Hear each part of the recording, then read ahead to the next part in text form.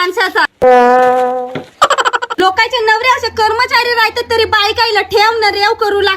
बाकीच्या नवऱ्यासारखं मला भाड्याचं म्हणलीस काय त्याच्यासारखं? फक्त सण पासून तर सकारवरी तुला पांटेला जागावला पाहिजे. असं चरम लागते मला म्हणतला बाया म्हणतात तर होय कांते तुझा नवरा दिवसभर पांटेला जागते म्हणते.